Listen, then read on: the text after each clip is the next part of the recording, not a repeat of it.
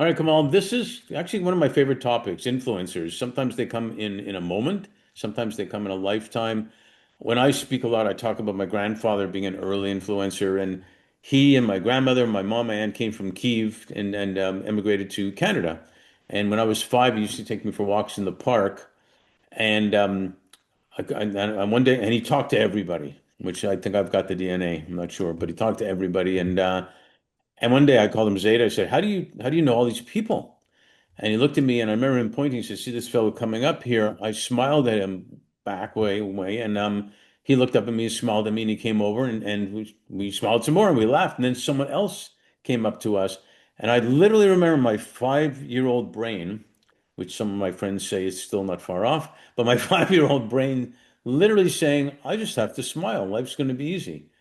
And then you kind of get older and you over expert that, but then you start getting wiser and you realize even just a smile can make a huge difference. Right time, right place. So we all have lots of influencers. Can you share two or three that have been influenced in your Sure. life? Actually, it's just funny because your story reminded me so much of my dad.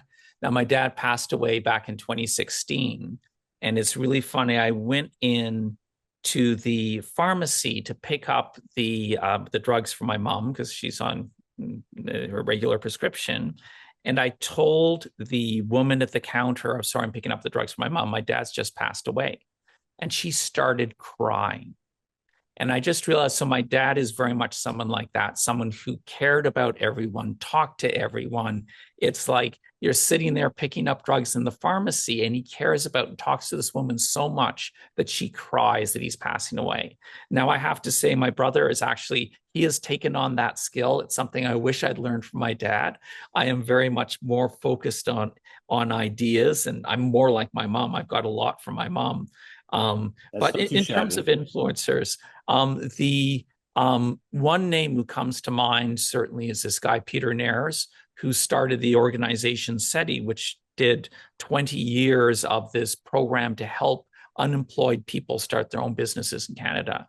And he was the guy who came to Bain, where I was working, to do this pro bono case for them on developing microfinance. But he's a good example.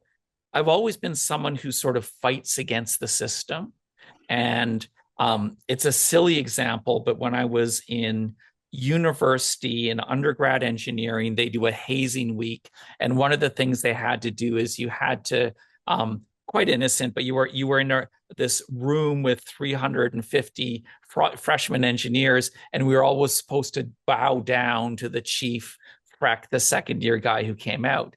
And I remember they were all saying bow down, bow down. I was like, I'm not going to bow down. And I remember looking around, and I was the only person in a room of 350 not bowing down. And there were like 8 guys around me yelling at me. They're not violent. They're shouting things and splashing water on me and everything, trying to get me down. So there's a lot of peer pressure.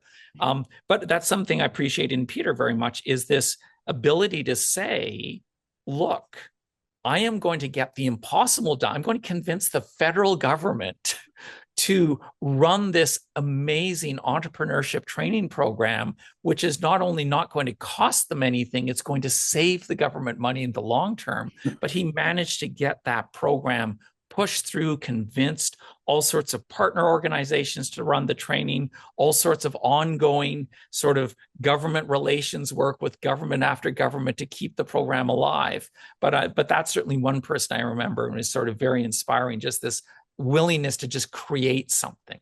And it's an accomplishment because even though you're giving all that up, they'll still argue with you. Yeah. So no, that's fantastic. Anybody else you want to mention? Look, just because I'm in venture capital, so look, I mentioned my dad, my brother, they're very much the relationships thing. And I'm much more like my mom. I'm more of an idealist, more of an ideas person. Hmm. But the person who's really has shifted thinking in venture capital is Dave McClure, the founder of 500 Startups. And I mean, it's right in the name. We were all raised thinking that venture capital is risky. And if you invest in one venture capital fund that invests in 20 companies, that is about as risky as investing in one stock. Now, the genius of Dave was to say, actually, why do pension plans invest in venture capital? I mean, pension plans don't want to risk money. So, how on earth are they investing in venture capital? It's because the pension plans figured out that if investing in one venture fund is as risky investing in one stock, well, invest in 20 or 30 venture funds. It's a diversified portfolio. And all of a sudden, the risk goes down to about the risk of investing in the stock market, but the returns are a couple of percentage points better than the stock market.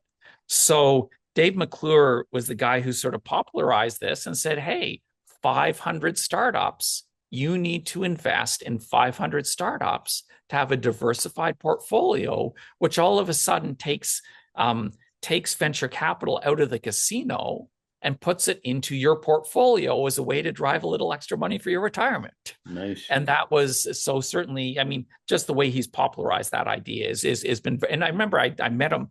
He's one of the influences behind Loyal VC, because I remember meeting him for drinks. He was up in London, up in Toronto talking, and he went out for drinks to the Amsterdam afterwards. And I remember sitting there talking about this and talking about the idea and follow on investing and everything else. And I was like, wow, this makes so much sense to an engineer, to a physicist. It was like, wow, the math all works here. Why don't more people do this? Yeah, that's what I love about that is not to be cute, but there's leaders who care everywhere. And, you mentioned him, you mentioned Peter. They were doing things that truly made a difference for people, Yeah, economically and socially. And you can do both. You can make yeah, both happen. And thanks for sharing that. That's fantastic. pleasure.